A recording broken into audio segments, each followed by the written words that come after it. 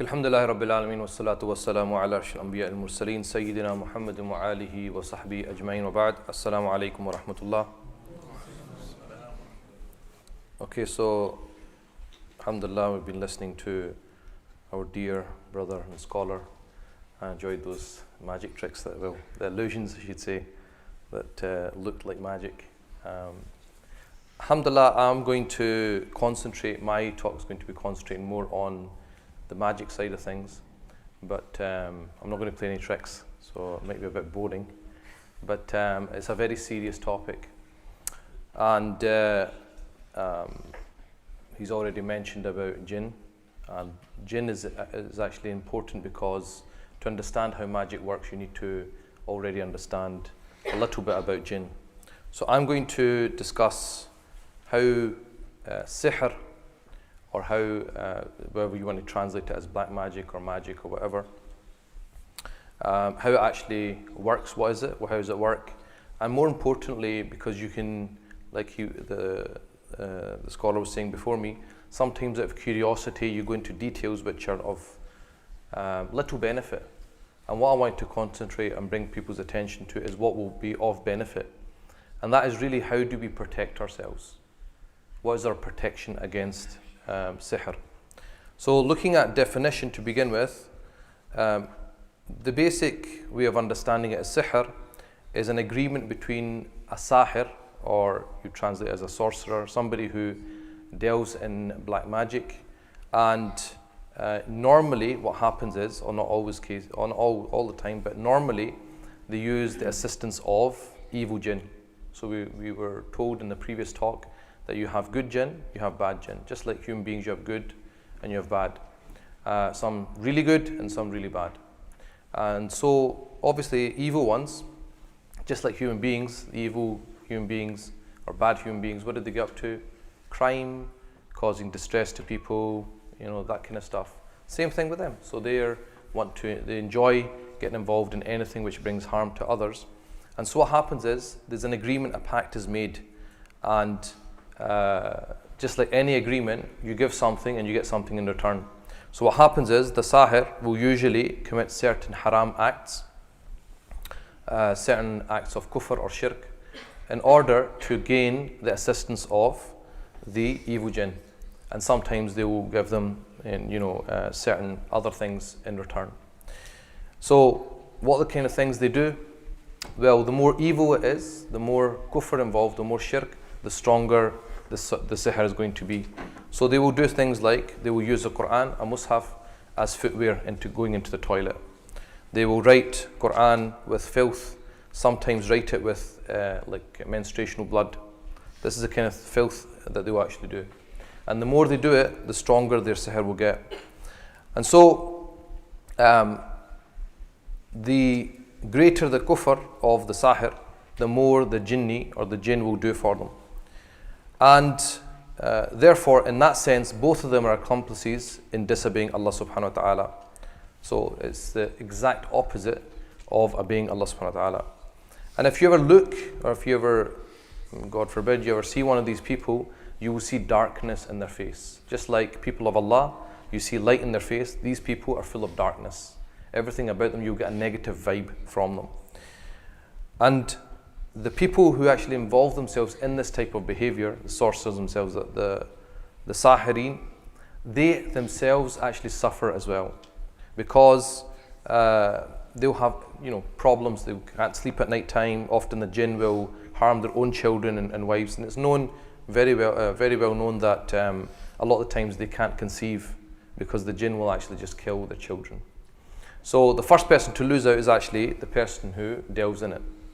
The second person is going to lose out is the people that go to them and ask them to do things. So people that go, they harm other people, and then people are harmed by the black magic, but the people who asked for the black magic to be done also get harmed. So there's this loss from every single angle. And Allah subhanahu wa ta'ala talks about this generally, وَمَنْ أَعْرَضَ عَنْ ذِكْرِي فَإِنَّ لَهُ مَعِيشَةً ضَنْكًا, that whoever turns away from Allah subhanahu wa ta'ala's remembrance, you're going to have a hard life. Right? وَنَحْشُرُهُ يَوْمَ الْقِيَامَةِ أَعْمَى, and you'll be resurrected on the day of judgment as blind. And so what some of the people of sorcery, of magic, what they do is, to get more work, they will make an agreement with a chief. So just like in the human world, we have, like say, a tribe, and you have a chief who commands control and power. The same thing with the jinn world. So what they do is they go to the chief and say, look, chief, I'll do this for you. In return, I want your tribe to do this work for me. He agrees, and then if anyone is, steps out of line, doesn't do the work, then the chief will punish them. So in this sense, what happens is the jinn themselves, who are actually doing the work, often don't want to do it. And what happens is there's a hate kind of relationship with the Sihr, because they feel imprisoned, just like human beings. If you're forced into something that you don't want to do, your freedom was taken away, you're not going to be happy. The same thing happens with these people. So that's why I'm saying sometimes they will harm the Sihr themselves. So the first person to lose out is the actual person involving themselves. And like our dear beloved Sheikh said before, it's suffice to say that there's a whole chapter called Surah al-Jinn. Right? So this is a reality. It's just that we don't see these things. It's the unseen. We don't see angels as well, but yet we know that angels exist. We know that they come to gatherings of dhikr, for example. There's probably angels here. There'll probably be some jinn here as well, listening to this talk. So there will probably some Muslim jinn, might be some non-Muslim jinn as well, just to see what we're up to. But masajid, people like mosques, just like you get human beings coming, you get Muslim jinns coming as well. Just like we learn, they learn as well. So everything that we do, they do as well. And so the first thing we have to understand, because sometimes people, they live in denial. Oh, no, this is kind of all hocus pocus stuff. Does it really exist? People are paranoid. Well, let's look at the Quran. And in Surah Baqarah, it talks about one of the prophets, Sulaiman alayhi salam. He had command over the jinn. Allah subhanahu wa ta'ala gave him command over the jinn. So it says, أعوذ بالله من الشيطان الرجيم واتبعوا ما تتلو الشياطين على ملك سليمان وما كفر سليمان ولكن الشياطين كفروا يعلمون الناس السحر. Right, so talks about follow instead that which the evil ones used to practice during Sulaiman's reign, for it was not Sulaiman who denied the truth, but those evil ones who denied it by teaching people sorcery. Okay, so I should mention sihr. It was actually taught. And it goes on to mention how two angels came down, Harut and Marut, and they taught sihr.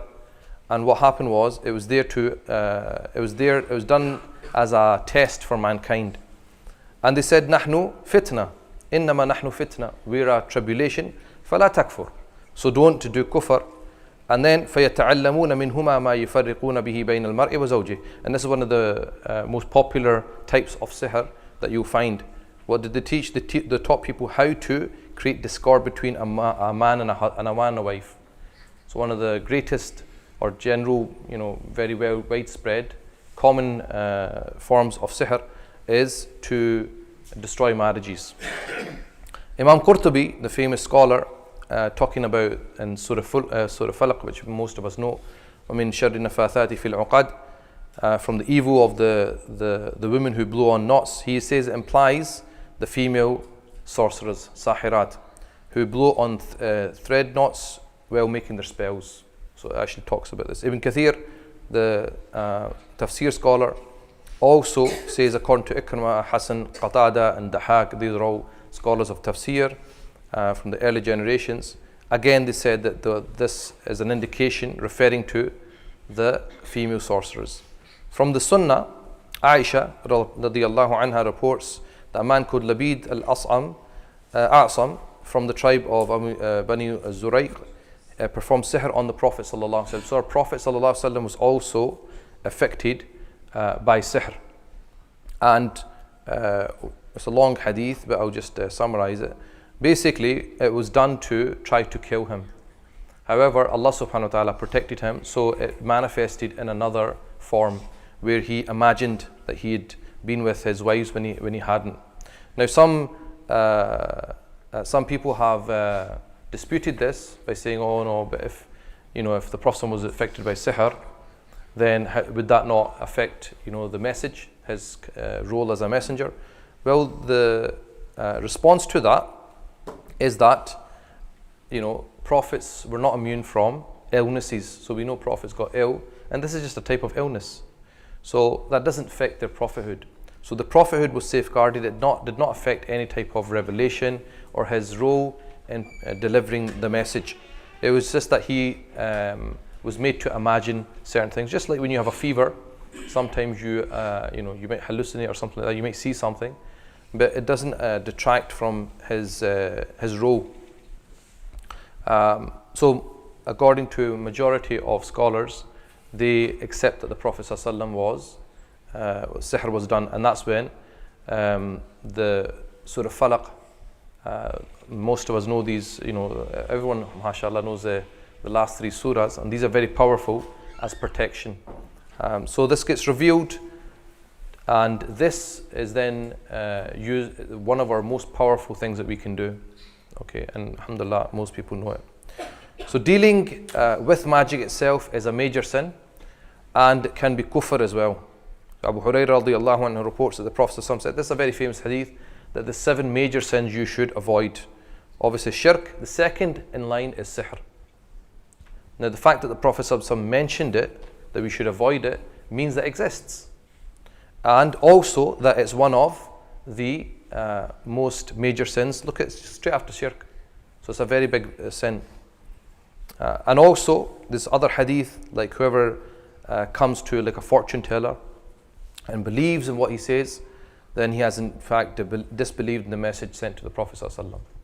Okay, so this is not, this is why it's very important, this topic, because it's become so widespread in our community and many communities, and people don't realize how serious this is as a sin to be involved in. The punishment in Islamic State, if you had a government, according to Ibn al-Mundir, he said the punishment for this person who admits to doing sihr, to admit to doing magic, if it's got words which contain kufr, it's actually the death penalty because of the harm that these people bring. And if there is evidence that there's no kufr there, it's not death penalty, but they're still punished. So it's a very serious sin because of the harm that these people cause to other people. So in terms of treating, how do we treat magic when somebody's affected? There's actually something I need to clarify first. There's a difference between it being affected by magic, sihr, and just being affected by jinn. Okay, so sometimes a jinn can affect a human being and there's no magic. And this is why we've been taught certain things like, when you pour hot water down the sink, you say Bismillah. When you don't urinate in certain places like holes, because these are places where jinn might be staying. And what happens is you harm them, and if you harm them, then they will take revenge. So they might possess you, or they might harm you in some way. That's got nothing to do with magic.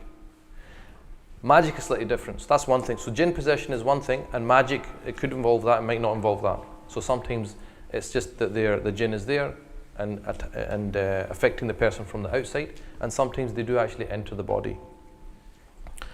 So our main way of treating magic, and this is why it's very important to understand this point, because many of us run around, paying people lots of money for things which are no use. They don't actually do anything. The best way to treat magic is Quran. It's Quran, and also the adhkar, the things that we're supposed to read from the Sunnah of the Prophet ﷺ. There's du'as that we're supposed to read in the morning and evening. The majority of Muslims don't do them. And then they come to you, oh, I'm affected. Obviously you're going to be affected. If you don't pray, if you don't do these things, then you're going to be affected. Because what happens is, you see there's like a shield around you. Okay? A shield of iman, a shield of strength around you. If you don't pray, if you don't do any of these things, you don't have a shield. So you are susceptible, you're vulnerable. The more you practice, the stronger the shield gets. And then when something tries to affect you, it has to go through your shield. So the stronger your shield, the harder it's going to be to affect you.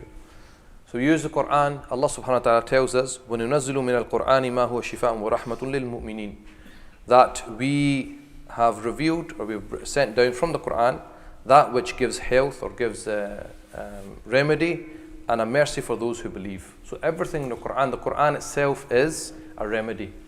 The words of the Quran heal, right? And Aisha narrates, because some people might say, well, do we need to prove this, that the Prophet ﷺ actually read this, or the Sahaba actually read this to treat magic? Well, like I said, that's a general verse, that everything in the Quran is a remedy. And also, there's a hadith of Aisha, where she said that the Prophet ﷺ came in to the house and found a woman treating, in other words, treating Aisha with ruqyah. And the Prophet ﷺ said, treat her with the book of Allah. In other words, use the Quran, because the Quran will heal. And also another hadith in Muslim now. Some people ask the Prophet ﷺ, "Oh Allah's Messenger, we used to do ruqyah during the pre-Islamic period of ignorance." So magic is not something which came along when Islam came along. It's been there for a long time. And many communities have been practicing it for a long time. The Prophet ﷺ said, tell me about your ruqyah. Okay, explain to me what it is, what's the words. And then he says, for there is no harm in ruqyah as long as it does not contain words of shirk. Okay, so as long as it does not contain words of shirk, then it can be used. So if it's du'as of the Prophet ﷺ, any verses of the Quran, and it's seen to have an effect to heal people, it's not a problem using that.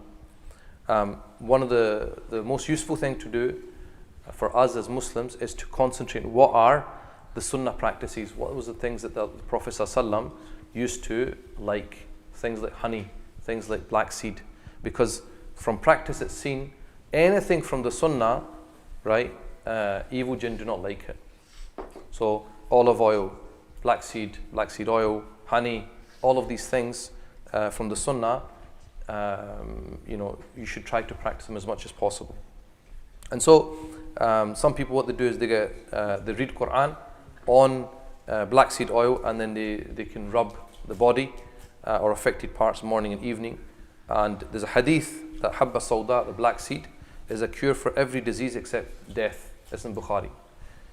So that's the general kind of things that people use. Quran, reading Quran, and if you go on YouTube, you'll see it. People reading Quran, people using olive oil, using black seed oil, reading Quran onto it, and then rubbing the body. Different types of sihr. In terms of the different types, you have. It depends on the reason for doing it. So, for example, you have sihr of separation.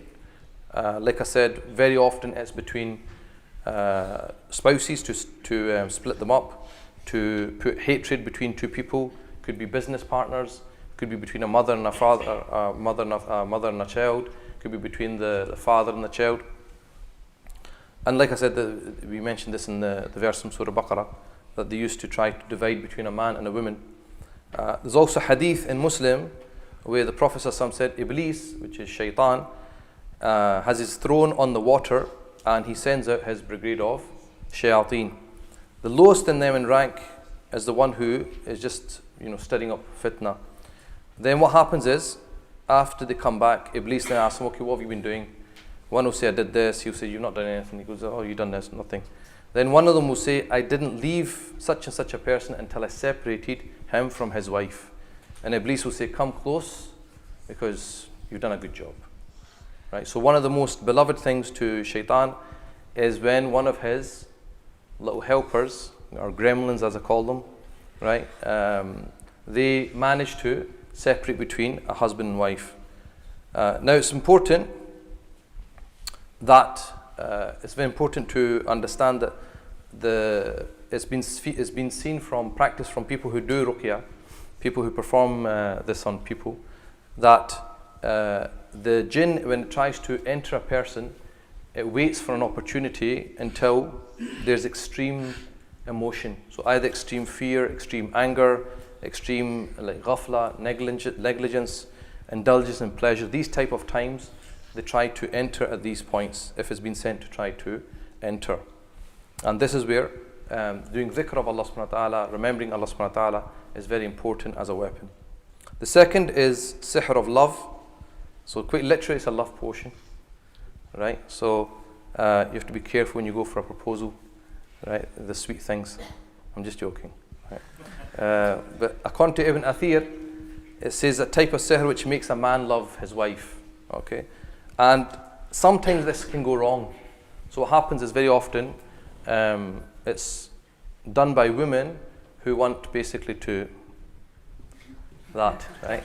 They want to have the husband under the thumb, how the husband's not listening, so they go to somebody to put a spell on him, make him fall in love. But this can go wrong, because sometimes what happens is it might just make the person ill, might make the husband ill, or sometimes it backfires and the man ends up hating his wife. So that's an incentive for women not to do this. And this could be due to the sihr, he's not very good. So because even it's a trade, isn't it? You get your very good ones, you get your medium ones, you get your pretense ones. So you have to be careful which ones you go to as well, because they might mess it up. Sometimes what happens is a woman will ask the Sihr to have a double effect, that he falls in love with her and hates all other women. But then what happens is he might end up hating his mother, his sister, his aunts, and all females, which is a big problem. And sometimes he might end up hating all women, even the wife, and she gets divorced. Serves her right for doing that. Sihr of imagining things. So this is where, we were talking about before, just illusions or basically playing tricks with your eyes. And this is when it talks about Musa alayhi salam, the Quran. It said, "O Moses," and this is where the Fir'aun called his magicians, and he said, okay, to challenge Musa alayhi salam. And they said, okay, who's going to throw first? And Musa alayhi salam says, okay, you throw your. So they throw the sticks and they turn into like snakes, like moving about. And it says actually they cast a spell on the people's eyes and struck them with oil and produced mighty sihr. قالوا ألقوا فلما ألقوا سحروا أعين الناس واسترهبوهم وجاءوا بسحر عظيم. And then Musa alayhi salam throws his staff down and it swallows the other ones up, and they realize this is not just trickery, this is proper stuff. Yeah. So then truth is established, they realize what they're doing is nothing, and then what happens is they actually fall down in sajda, in prostration, and they say that we believe in Rabbil Alameen, and the Lord of all the worlds. So some of the symptoms, it's basically, it plays tricks on your eyes. So you see things which are stationary as mobile, things which are stationary as mobile, you see things which are small as big, and so on. Or you see things, which other people can't see. Then you have the sihr of junoon, or insanity, basically to make you go crazy. And so what happens is the jinn will be entrusted by the sahir to target the person. And what happens is it will manipulate the brain, and manipulate the brain and make them think things, and manipulate the thought pattern and the memory and the behavior in a way which only Allah subhanahu wa ta'ala knows. And this is a very important point. You don't really hear this very often. People will give, in terms of protection, adhkar and stuff like that. But another very strong thing to protect you against sihr is how strong-minded you are. Because what happens is, any weakness which you have mentally, okay, so you got so low self-esteem or you got anger issues, then basically what happens is the jinn will use those weak points in you as an entry point. So the stronger you are as a person, the stronger your iman is, the stronger you are spiritually, it's much harder for them to get in. Because shaitan, if you look at shaitan, he's actually going to say on the Day of Judgment, don't blame me, blame yourselves. I just called you to do it. I didn't force you to do it. I just encouraged you to do it, and you did it. So, I'm not held accountable. And that's all it is. It's just trickery. It's just basically trying to make you think things and do things. But if you're strong as a person, if you can shake it off, you know your deen, you protect yourself through adhkar and Quran, then inshallah, even if it's sent for you, even if it affects you, the effect will be minimal. Right? The weaker you are as a person, it will just floor you. That's the difference. Then you have sihr al-khumul, which is like makes you lazy. Some of these, and also makes you kind of like to seclude yourself. You want to be by yourself. You don't want to really talk to people. You want to be antisocial. You have lots of headaches. Constantly, you feel no energy. That kind of thing.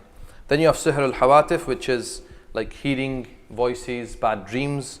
And what happens is the jinn is instructed to go and come into your dreams, and so you might see things attacking you in your dreams, dogs, snakes, or you hear voices, and someone say something, right? And no one else can hear these voices, or it starts to put suspicion in your heart for people who are close to you. You become paranoid. So some of the symptoms of this type is people experience nightmares, voices. They get constant whispering, waswas, and suspicion. Then you have sihr al-marad, which is illness, physical illness. And this is a good question now to ask. How do you tell the difference between something which is sihr and something which is just normal illness? Because people do get ill. And you have extremes in it. Some people think everything's sihr, right? Oh, the dog was crossing the road and got hit by a bus, it must have been sihr, right? Everything's sihr. I broke my toothbrush, must be sihr, right? Everything's, just blame sihr for everything. The other opposite is people who just say, no, it's nothing.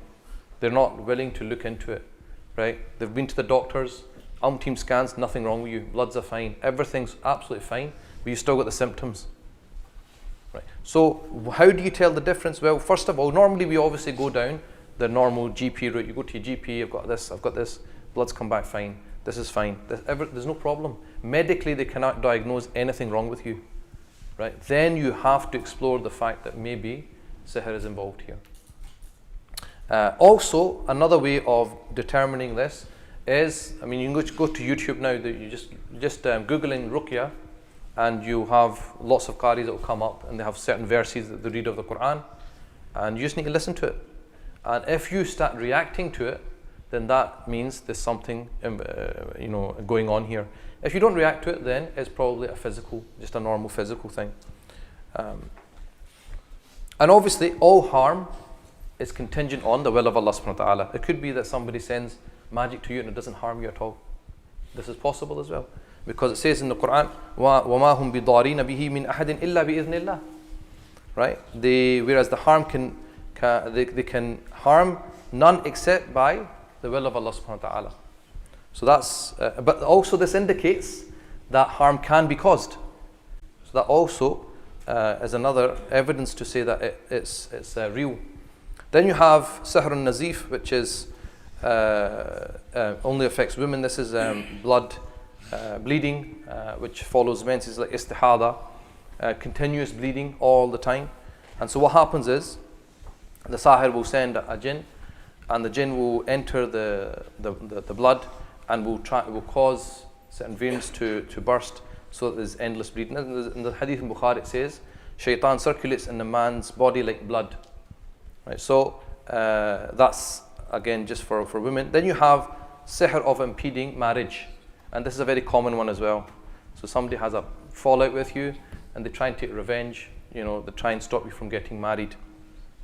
So they try and stop you from getting married. So anyone that comes to your home for a proposal leaves, not really interested, or you feel, there's nothing wrong with the proposal, but you just feel there's something stopping you, that kind of stuff. Then you have, which is similar, sihr al-rabt, which is prevention of couples being intimate. So a husband and wife, whenever they feel like being intimate, there's something that stops them. Either it's her or it's him.